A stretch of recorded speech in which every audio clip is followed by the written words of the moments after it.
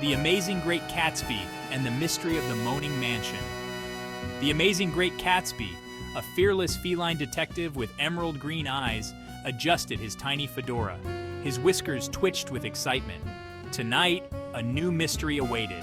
Another spooky mansion, Gatsby. Do we really have to? Don't be a scaredy cat, Odin. This is going to be fun. And so the trio set off into the night, ready to face whatever lurked in the shadows. The old mansion loomed before them, shrouded in mist and mystery. It was the kind of place where shadows danced and whispers echoed through the empty halls. We've been invited to solve the mystery of the Moaning Mansion. Legend has it, a grumpy ghost haunts these halls. A ghost? Maybe we should just turn back. Nonsense. Let's go meet this ghost. The trio cautiously approached the mansion, the sound of their footsteps echoing in the stillness. The mansion's interior was dark and dusty, cobwebs clinging to every corner. A musty smell hung in the air, tickling Gatsby's sensitive nose. Suddenly, a blood-curdling moan echoed through the hallway. Wow, this ghost is good. I almost jumped out of my fur. Don't worry, my friends. We'll get to the bottom of this. They followed the sound of the moans, their hearts pounding with anticipation. They entered a grand ballroom, its grandeur now a mere shadow of its former self. The once gleaming floor was now covered in a thick layer of dust, a testament to years of neglect and abandonment. Above them, a single flickering chandelier cast eerie shadows on the walls, its light barely piercing the gloom. And then, in the dim light, they saw it. A ghostly figure, its form barely discernible. The figure shimmered ethereally, as if caught between this world and the next. It raised a spectral finger and pointed directly at them, its presence both commanding and terrifying. When it spoke, its voice was hollow, echoing through the vast emptiness of the ballroom. "Leave this place. You are not welcome here." The words reverberated with an otherworldly power. One of the group members whimpered in fear, their courage faltering in the face of the supernatural. A talking ghost? Now this is interesting. Another member, more intrigued than frightened, stepped forward. We won't leave until we solve the mystery of this mansion, their leader declared, determination etched on their face. The ghost let out a spine-chilling wail, a sound that seemed to pierce their very souls. And then, as suddenly as it had appeared, the ghost vanished into thin air, leaving the group in stunned silence. They looked around, the weight of the ghost's warning heavy on their minds. The ballroom, once a place of joy and celebration, now felt like a tomb. Old portraits lined the walls, their eyes seeming to follow the group as they moved. Each painting told a story, a piece of the mansion's dark history. The group huddled together, whispering plans and theories. They knew they had to uncover the truth, no matter the cost. Unbeknownst to them, the ghostly figure watched from the shadows, its presence a constant reminder of the danger they faced. They discovered an old diary, its pages filled with cryptic messages and warnings. It was a clue, a piece of the puzzle they needed to solve. As they read, the pieces began to fall into place. The mansion's dark past was slowly being revealed, and with it, the reason for the ghost's warning. With renewed determination, they prepared to face whatever lay ahead. The ghostly warning had not deterred them. It had only strengthened their resolve. The ghost watched silently, knowing that the group's journey was far from over. The true test was yet to come. The next morning, they met the mansion's caretaker, a nervous little man named Mr. Tibbles. He wrung his hands, his voice trembling. The air was thick with tension, and the shadows seemed to dance with secrets untold. Mr. Tibbles had been the caretaker for years, and never had he seen such a mysterious event unfold within these walls. The ghost! It stole Lady Willowbrook's prized jewels last night. I swear I saw it with my own eyes.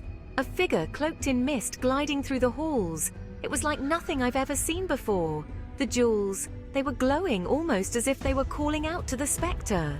Gatsby examined the empty jewel box, his mind racing. The box was intricately designed, with velvet lining and golden hinges. It was clear that whoever took the jewels knew exactly what they were after. The room was eerily quiet, save for the distant ticking of an old grandfather clock. Time seemed to stand still as Gatsby pondered the clues. Tell me, Mr. Tibbles, has anyone else been in the mansion? Anyone at all? Any visitors, deliveries, or even a stray animal? We need to consider every possibility. The smallest detail could be the key to solving this mystery. Mr. Tibbles shook his head. His eyes were wide with fear and confusion. He had always been diligent in his duties, ensuring that the mansion was secure. The thought of an intruder, ghostly or otherwise, was deeply unsettling. No one, sir. Except for you three, of course. The mansion has been locked up tight. I even checked the windows and doors myself. It's as if the ghost walked through walls. Or perhaps someone is playing a very clever trick on us. Houdini, who had been sniffing around the room, suddenly sneezed. The dust in the air was thick, and it seemed to carry the scent of something unusual. Houdini's keen senses were always on high alert, and this time was no different. I smell something fishy. And it's not just Odin's breath. There's something here. Something hidden. We need to dig deeper. Look beyond the obvious. The answer is here, somewhere, waiting to be uncovered. Could this be a simple robbery disguised as a ghostly apparition? Or was there something more sinister at play? The mansion held many secrets, and the walls seemed to whisper of past events. Catesby knew that to solve this mystery, they would need to uncover the truth behind the ghostly figure and the missing jewels. The adventure was just beginning, and the stakes were higher than ever. As they searched for clues, strange things began to happen.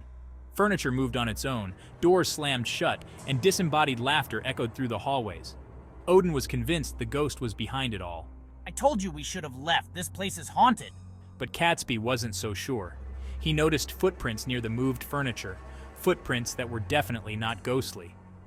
Meanwhile, Houdini, true to his name, had vanished. Where did that mischievous cat disappear to now? Houdini reappeared as suddenly as he had vanished, a mischievous glint in his eye. Following Houdini, they crawled through the dusty passage, emerging into a hidden room. Inside, they found a treasure trove of costumes, props, and Houdini? Two Houdinis stood before them, identical in every way. Or were they? S3. Media. Cat discovering a secret passage behind a fireplace. Cat investigating an old fireplace. You won't believe what I found. A secret passage behind the fireplace. Before anyone could say double trouble, the room was filled with gasps and murmurs. One of the Houdinis, who had been the center of attention, suddenly ripped off his disguise, revealing not a master magician, but a scrawny teenager with a sheepish grin plastered across his face. All right, you got me, he exclaimed, raising his hands in mock surrender. I'm Timmy, Mr. Tibbles' nephew, he continued, his voice trembling slightly as he introduced himself to the bewildered crowd. I pretended to be the ghost to scare people and have some fun. It was all just a prank, he admitted, looking around at the faces of the people he had fooled. But one voice cut through the tension. But why steal the jewels? Someone asked, their tone a mix of curiosity and accusation. Timmy's face turned serious. I didn't steal the jewels, he protested, his eyes wide with sincerity. I only borrowed them for my act. I needed something flashy to make my performance believable, he explained, hoping to clear his name. I was going to put them back. I swear, Timmy added, his voice filled with desperation as he recounted his plan to return the jewels. It seemed they had misjudged Timmy. The crowd began to murmur again, this time with a mix of relief and confusion. But if he hadn't stolen the jewels, then who had? The mystery deepened as they realized the true thief was still at large, and the room buzzed with speculation and theories. The group began to discuss possible suspects, each person throwing out names and ideas, while the cat, Mr. Tibbles, seemed to be staring intently at a particular corner of the room. Suddenly, someone noticed a hidden door slightly ajar in the corner. Could this be where the real thief had escaped?